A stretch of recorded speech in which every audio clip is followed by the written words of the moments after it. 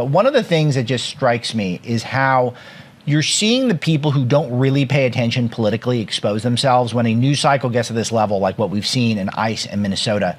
All of a sudden, people start revealing where they really stand on things. Because for whatever reason, if they're not paying attention, you think that ICE here is the aggressor and not the Somali fraudsters and the left-wing, well-funded, organized protests that are literally paying people to show up and cause problems, and they have the full backing of the institutional left and the Democrat Party.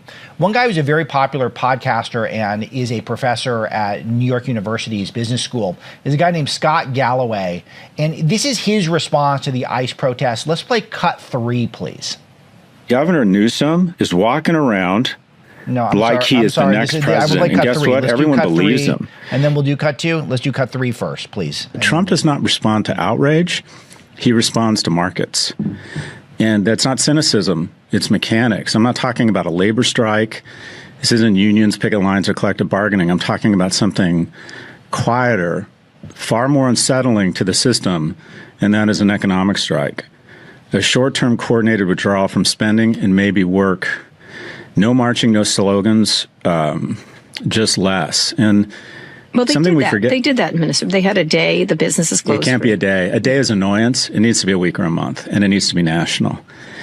So he's calling for a literal business strike because of ICE. So basically, ICE, which is federal law enforcement, so people in Minnesota don't do business.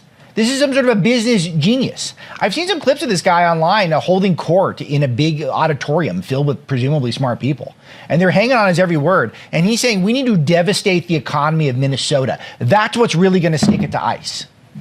If you're a Minnesota business, you're thinking, Scott, just please be quiet. Please stop. You saw all the footage over the weekend of all these stores getting boarded up in Minneapolis, sports games getting shut down. The NBA had to shut down a game. They have a very woke commissioner there, Adam Silver. All of this is devastating for the economy. It's horrible for just quality of life. It's a total bummer. The left loves a good bummer. And I couldn't help but think of my friend Charlie Kirk, who held this radio time slot before I did. And he's assassinated. And what was the message from his supporters? It was, how great is our God? Everyone showing up at church more. People committing themselves to faith and family. And so you get these ICE protesters who get killed obstructing police operations, 2 of them. And the reaction is, let's board up the shops because there could be more rioters, because people could follow suit and start rioting. This is a leader on the left. This guy's podcast is super popular.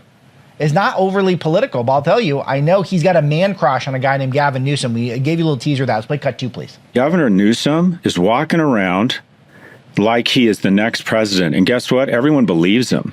He has an entourage of people. He has some, I'm not exaggerating. It's like there's light shining on the guy. He was, He probably had someone. I walked down. I had one of those, this was a nice moment for me. I have a big ego like everyone else. I walked down in the Congress Hall and there was a crowd of people around this guy. And no matter how big the crowd is, you see him like he's fucking Rihanna standing on Arnold Schwarzenegger's shoulders. He just, it's like God. He's like he's the chosen one.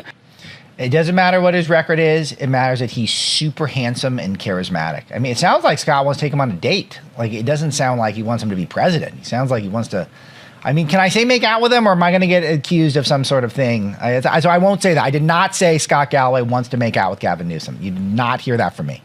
It's just completely absurd. Is that the guy's record is abysmal. I've gone through in the show, from homelessness to traffic to crime to blowing our surplus to the fires that burned down the whole city.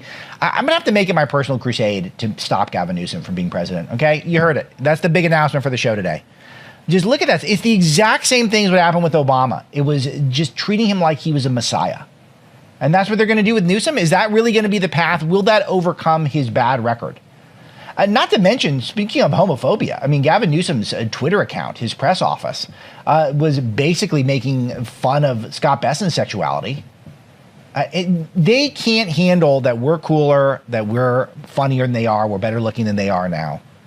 And so they want Newsom to come in and save them and make them cool and good looking again. I hope it doesn't work. I really don't.